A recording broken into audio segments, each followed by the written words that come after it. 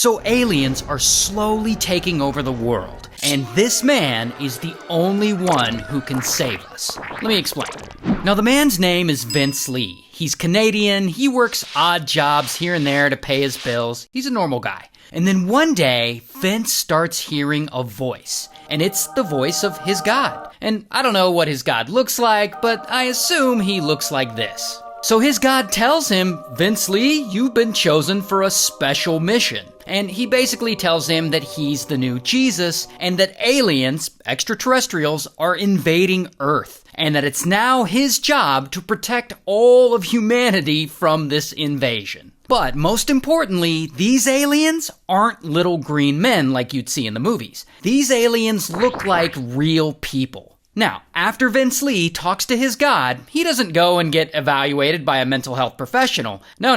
Instead, he starts doing what it tells him to do. His God tells him to travel across the country looking for these aliens. And I guess when your God tells you to travel across the country looking for extraterrestrials, you travel across the country looking for extraterrestrials.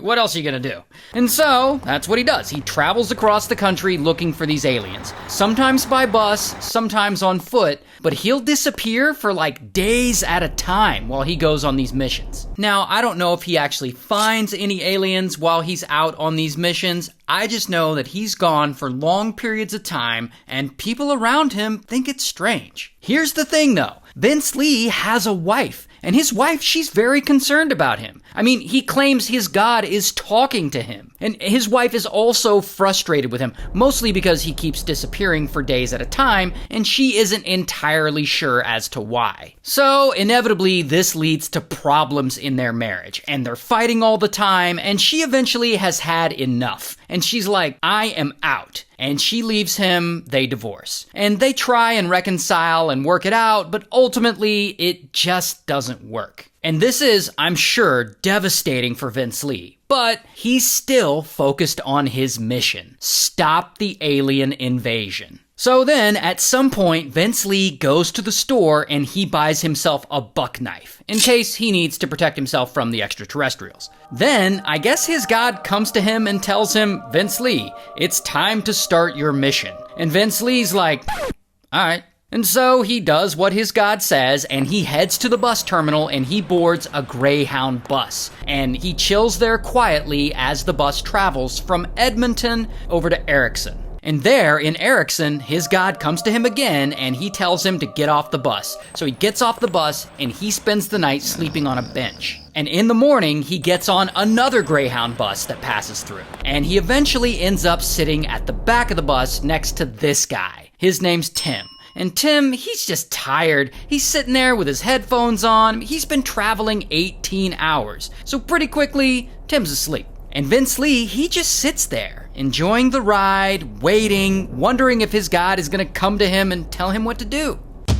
Until... Now, at some point on this trip, Vince Lee's God starts talking to him once again, and he tells him what he wants him to do. He tells him that the guy sitting next to him, Tim, is one of those aliens, and that Vince Lee needs to unalive him. And he needs to do it quickly before Tim wakes up and unalives him. And so Vince Lee listens to his God, and he reaches into his bag and he pulls out that buck knife. And he turns to Tim, and then bam, he stabs him. And then he stabs him again, and then again and again and again. It is brutal. And the people on the bus, they notice this chaos, and they start freaking out and screaming like, stop the bus, someone's getting stabbed. And the bus driver hears the screaming, and so they pull over, they open the doors, and all the passengers run off the bus. Meanwhile, poor Tim, he's trying to fight off Vince Lee, and he manages to break away and get into the aisle, but Vince Lee tackles him to the aisle floor, and he just keeps stabbing him again and again. And he eventually stabs him over 50 times, until he's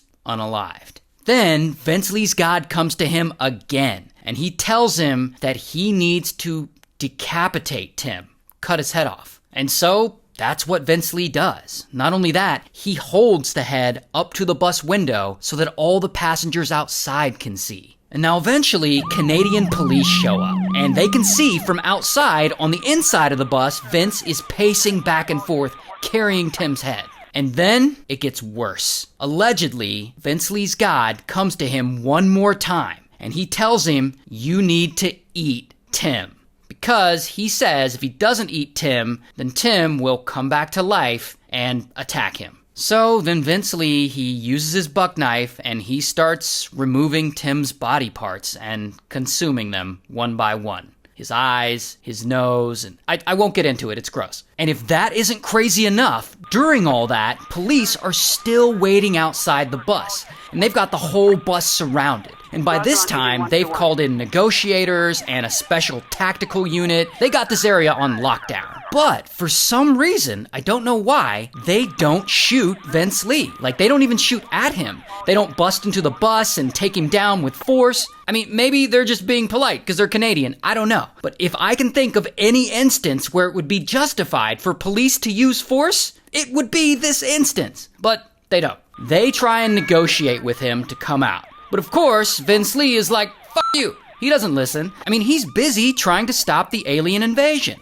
And again, I'm not necessarily in favor of police just shooting people, no questions asked. So I'm not saying that they should do that. But in this particular instance, they could, at any time, all rush in and overpower him. They could tear gas him or tase him. I mean, the guy decapitated someone and is ingesting him little by little. Maybe it's time to rush in and take control of the situation. And so this standoff goes on for nearly 4 hours. And finally, Vince Lee, he gets an idea. He's gonna jump out a window in the back of the bus and he's gonna escape. So then, pow, he breaks out a window and he jumps out of the bus. And then, of course, the second he jumps out that window, bam, police immediately arrest him. And I don't have a mugshot of him, but here's what he looks like in real life. And here's some footage of him being escorted by police to the hospital. And by the way, police found Tim's nose, tongue, and ear in Vince Lee's pocket. Anyway, here's the worst part about this whole thing. The court ends up making Vince Lee get a psych evaluation. And of course, the guy has obvious mental health issues. I mean, he's talking to his god, he's chasing aliens, and he's ultimately diagnosed with paranoid schizophrenia. And because of that, when he goes on trial, he's found not criminally responsible on account of his mental disorder. And he gets sentenced to a psychiatric hospital, and they get him treatment, and they put him on meds, and over time, he allegedly does start to get better, and he stops hearing voices and stuff. And then, after 7 years in this psych facility, Vince Lee's doctors believe that he's no longer a danger to society. So, they let him out. So after all that, Vince Lee is now a free man. Hope he keeps taking his meds. Shout out to Canada.